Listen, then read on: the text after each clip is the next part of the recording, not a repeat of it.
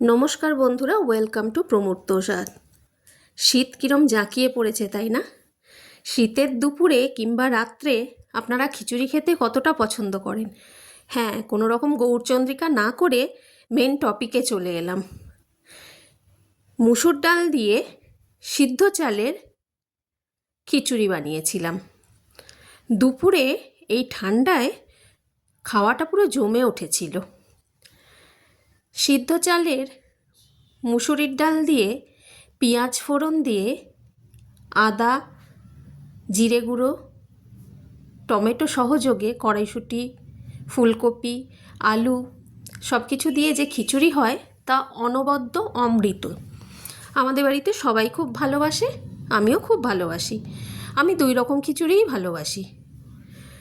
আগে চাল ধুয়ে গ্যাসে বসিয়ে নিলাম। চালটা যখন একটু নখে করে কাটা যাবে, ভাতটা যখন একটু সিদ্ধ হয়ে যাবে, মোটামুটি 20 মিনিট মতো ফুটে যাওয়ার পর তারপরে তার মধ্যে মুসুর ডালটা দিলাম। ঠিক এই অবস্থায় মুসুর ডাল দিলাম। আর আলুগুলো ভেজে দিইনি, এমনিই দিলাম। যেহেতু আমার হাজব্যান্ড ফুলকপি খায় না, তাই ফুলকপিটা পরে দিয়েছি। পাঁপড় ভেজে তুলে রেখেছি, তার সাথে বেগুন ভাজাটাও বসিয়ে দিলাম। পাঁপড় ভাজা, বেগুন ভাজা সহযোগে ফুলকপিটা ছোট ছোট টুকরো করে বেগুন ভাজা হয়ে যাওয়ার পর সেই তেলেই ভেজে নেব। এদিকে চাল ডাল ক্রমশ ফুটতে থাকলো। লবণটা প্রথমে চাল যখন দিয়েছিলাম তখনই দিয়ে দিয়েছিলাম। বেগুন ভাজা তুলে রেখেছি। এবার কপি ভাজার আগে ফোড়নটা করে নিই, নাহলে আবার কপির গন্ধ হলে ওনার পছন্দ হয় না। জিরে দিয়েছি বেশ অনেকটা, তেজপাতা, শুকনো লঙ্কা, এই দিয়ে ফোড়নটা রেডি করেছি। ফোড়ন পুড়ে যাওয়ার আগেই তাতে বড় সাইজের 4টে পেঁয়াজ কুচিয়ে দিয়ে দিয়েছি। পেঁয়াজ কুচিগুলো ভালো করে যখন ব্রাউন ব্রাউন হয়ে আসবে, খুব ভালো করে ভাজতে হবে। কাঁচা থাকলে কিন্তু টেস্ট আসবে না। ভালো করে যখন ভাজা হয়ে আসবে তখন ওই দিকে আবার মনোনিবেশ করতে হবে, কমিয়ে কমিয়ে ভাজতে হবে। এদিকে চাল ডাল আলু প্রায় সিদ্ধ হয়ে গেছে। জলের পরিমাণ কিন্তু বেশিও হওয়া যাবে না, কমও হওয়া যাবে না। খুব ফ্যান ফ্যান খিচুড়ি ভালো লাগে না। চাল ডাল একদম পারফেক্টলি সেদ্ধ হয়ে গেছে। এবার খানিকক্ষণ গ্যাসটা কমিয়ে রাখলাম, ফোড়নটা রেডি করতে থাকলাম।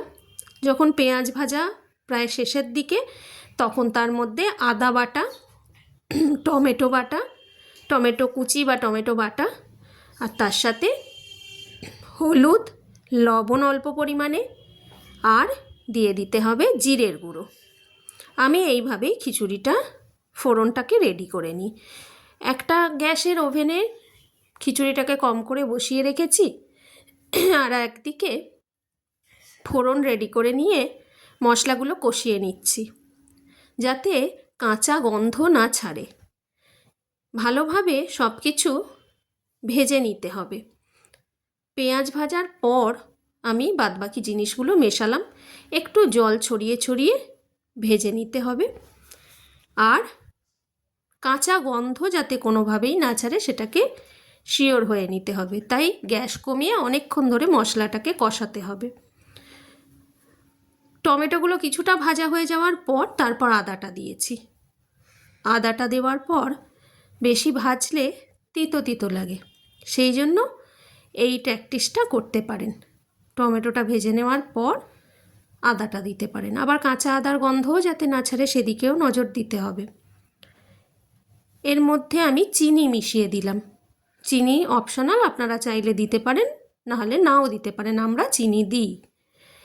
চিনি দিলে লবণের ব্যালেন্সটা ঠিকঠাক হয়, নুন মিষ্টির পরিমাণটা ঠিকঠাক হলে জিনিসটা টেস্টিও হয়। এটা মিশিয়ে দেওয়ার পর তলা থেকে কিন্তু খিচুড়ি যেহেতু কমিয়ে রেখেছি, তলা থেকে ভালো করে নাড়াতে হবে, নাহলে খিচুড়ির তলায় লেগে যাওয়ার সম্ভাবনা থাকে। এবার এই ফোড়নটা দিয়ে কড়াই ধোয়া জল একটুখানি সামান্য পরিমাণে দেব, দিয়ে তারপর এর মধ্যে দেওয়া বাকি রইল ঘি। ঘিটা চাইলে আপনারা এখনও দিয়ে দিতে পারেন, আবার পরেও পাতে পরিবেশনের সময়ও দিতে পারেন, যেটা আপনাদের মনে হয়। খিচুড়ি ফোড়ন দেওয়ার পর গ্যাসটাকে একটু হাই করে দিতে হবে, কিন্তু নজর রাখতে হবে তলায় ধরে না যায়, বসে না যায়। খিচুড়ি হয়ে গেছে, গরমা গরম খিচুড়ি রেডি।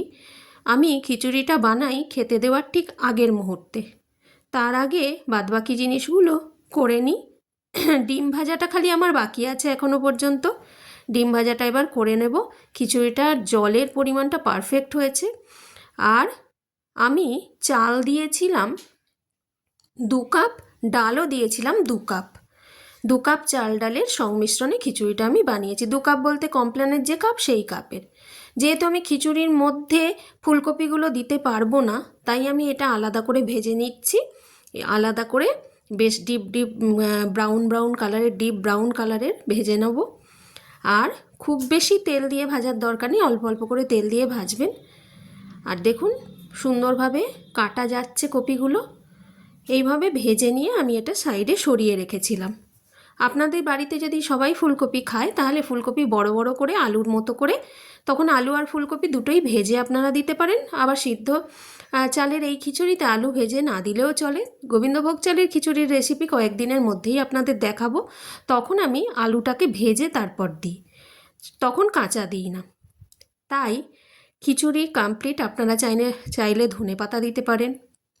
এবার পালা হচ্ছে ডিম ভাজা করে নেওয়ার। আর ডিম ভাজাটা হয়ে গেলেই গরমা গরম খিচুড়ি সার্ভ করে দেব। এই ঠান্ডায় কিংবা বর্ষার দিনে দুপুরে কিংবা রাত্রে খিচুড়ি আপনাদের কেমন লাগে জানাবেন। আর আমার রান্না কেমন লাগলো জানাবেন। প্রমোটোস আর্থ এখনও যাদের সাবস্ক্রাইব করা হয়নি তারা সাবস্ক্রাইব করবেন। পাশে থাকা বেল আইকনটি প্রেস করে রাখবেন, যাতে সবার আগে নোটিফিকেশন আপনাদের কাছে পৌঁছে যায়। আর হ্যাঁ, এর সাথে আমার টমেটোর চাটনিও করা ছিল। সেই টমেটোর চাটনি সহযোগে খিচুড়ি আরও সুন্দর লাগে। এর সাথে আপনারা চাইলে বাঁধাকপি করতে পারেন, এর সাথে চাইলে আলুর দমও করতে পারেন। সবাই ভালো থাকবেন, কমেন্ট করবেন।